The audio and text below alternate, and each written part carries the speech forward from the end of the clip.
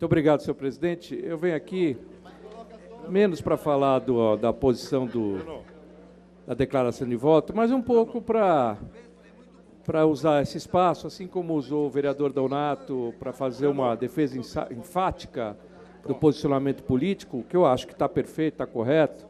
Isso a gente tem poucas oportunidades, vereador, na medida em que os pequenos e grandes expedientes que poderiam servir para isso acabam sendo utilizados para outras coisas.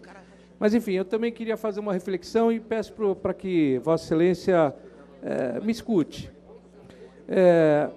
Eu acho que a democracia ela precisa ser preservada de qualquer forma.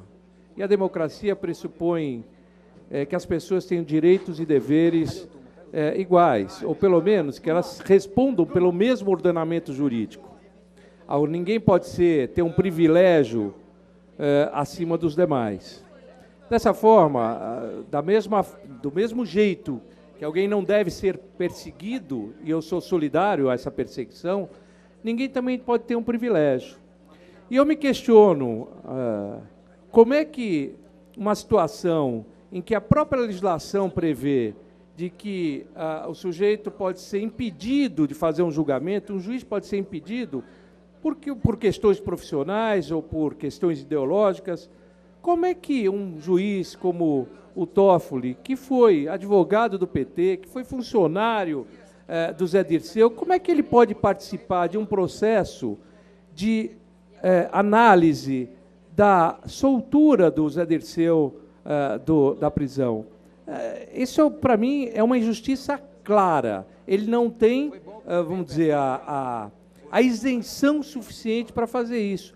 Esse também está se tratando, este caso, e eu não estou me referindo aos demais ministros que foram indicados, porque a regra do jogo é a indicação pelo presidente da República. Se foi indicado pelo Lula atrás, se foi pela Dilma, isso foi porque tinha que ser feito mesmo. Mas neste caso específico, hoje o Ministério Público pede a suspeição do ministro Gilmar Mendes, porque a esposa trabalha no escritório de advocacia que em tese, ou que defende os interesses do Eike Batista.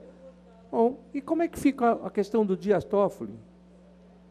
Eu vejo situações lá no Paraná, onde pessoas são presas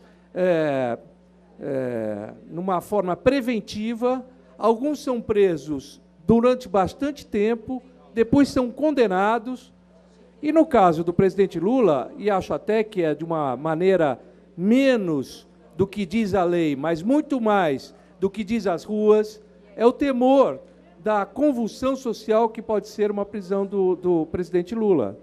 Eu entendo isso. Mas lamento que a gente hoje viva num momento no país em que as coisas vão sendo feitas na medida de alguns interesses e a questão jurídica, não a questão política, a questão jurídica é colocada num plano secundário.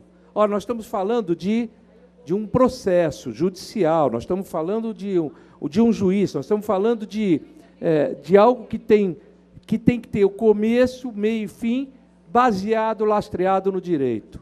A sentença não pode ser apenas um convencimento sem provas, sem argumentos, sem satisfação para a sociedade. Afinal, é para isso que o juiz está lá, o Ministério Público, e os advogados têm o seu papel também.